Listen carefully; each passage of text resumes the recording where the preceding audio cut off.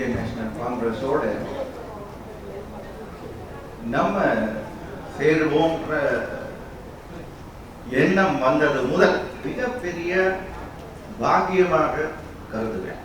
Indian national Congress தலைமையில் UPA 2 நடக்குது. பல குற்றங்கள் வாய் கூசாமல் ஏதோ இவங்க எல்லாரும் யாரும் தப்பு செய்யாத மாதிரியே பேசிட்டு இருக்காங்க. பார்த்துட்டு சும்மா இருக்கிறார். கார்த்திக் கிடையாது, கார்த்திகை சார்ந்தவர்கள் கிடையாது, தேசத்தை நேசிப்பவர்கள் அதை தாங்க மாட்டார்கள்.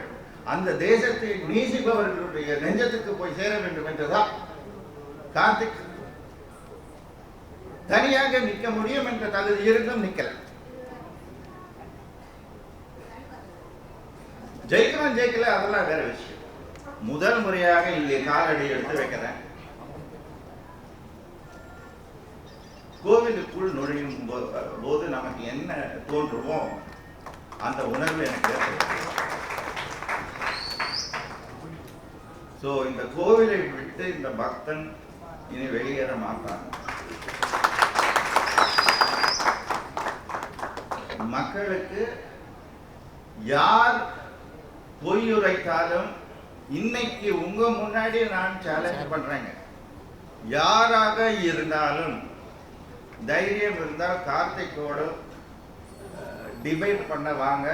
எந்த நேரமாக இருந்தாலும் பரவாயில்ல, எப்படி இருந்தாலும் பரவாயில்ல, யாராக இருந்தாலும் பரவாயில்ல. இது ஆணவத்தினால சொல்ல, உண்மையினால சொல்றேன். ஒரு இந்தியாவில் என்ன நடக்குதுன்னு தெரிஞ்சதுனால சொல்றேன். உலகத்துல என்ன நடக்குதுன்னு தெரிஞ்சதுனால சொல்றேன். நீங்க எப்படியெல்லாம் இந்த ஆட்சியை கவிழ்க்க பார்த்தீங்கன்னு தெரிஞ்சதுனால சொல்றேன். நான் கூட ஏமாந்தேங்க. சில கட்சிகளோடு நம்ம கூட்டணி பேசும்போது நானே ஏமாந்தேன்னு சொல்றேன். ஒத்துக்கிறேன். சீட்டு எனக்கு பெருசா தெரியல. நல்ல மனிதர்கள் சந்திச்சோம், உண்மையான நெஞ்சங்களை சந்திச்சோம். அதே சுதந்திர போராட்ட ஒரு உணர்வு இருக்கும் அதே போராளிகளை சந்தித்தோம். இங்க மட்டும் இல்ல, டெல்லியிலும்.